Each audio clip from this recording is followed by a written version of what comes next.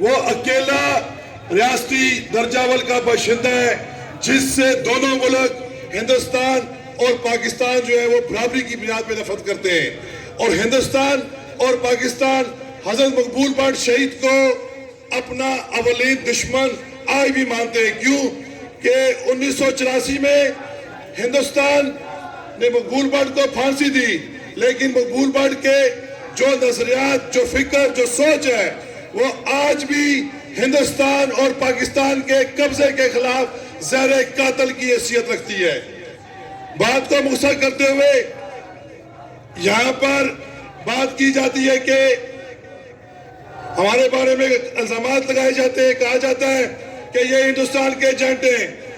جب ہم ہندوستان میں ہوتے ہیں یہی مقبول بٹ کی سوچ دے کر کہا جاتا ہے کہ یہ پاکستان کے ایجنٹ ہیں، حالانکہ صرف مقبول بٹ کے نظریات جموں کشمیر NSF اور نیشنل عوامی پارٹی کے ہی وہ نظریات ہیں کہ جو صرف بغیر کسی لالچ اور خوف کے صرف اور صرف ریاست جموں کشمیر کی بات کرتے ہیں۔ ابھی کچھ دن پہلے جو زلزلہ آیا ترکی اور شام کے اندر، آپ اندازہ لگائیں،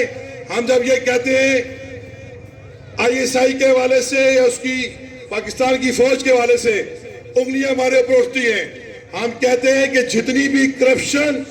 اس نام نہاد آزاد کشمیر کے اندر ہو رہی ہے اس کے پیچھے پورا ہاتھ انہی اداروں کا ہے۔ ان اداروں کی مرضی کے بغیر ایک ڈھیلے کی کرپشن نہیں ہو سکتی۔ اندازہ لگائیں 2005 میں زلزلہ آیا، کہا گیا تیاری نہیں، ہزاروں لاکھوں لوگ ملبے کے نیچے آ کے مر گئے۔ 2005 سے آج 2023 سے فروری کوئی ایک اشتہار، کسی اخبار میں ایک خبر، فیس بک، واٹس ایپ، انسٹاگرام، ٹویٹر پہ کوئی ایک بات ہو اس حکومت کی کہ انہوں نے مہنگی گاڑیوں کے بجائے کوئی ایسا سامان خریدا ہو کہ خدا نہ خواستہ کل پھر ہم زلزلے کا شکار ہو تو یہ جو ہے وہ چیزیں کام آ جائے گی، کرین، کوئی تھوڑی، کوئی آری، کوئی مشین، کسی قسم کی کوئی تیاری نہیں۔ ان کا صرف ایک ہی کام ہے کہ اب یہ لوکل گورنمنٹ کی، میونسپل کارپوریشن کی سکیمیں کھانا، سفارش پہ لوگوں کو بھرتی کرنا۔ اور آج صورتحال یہ ہے کہ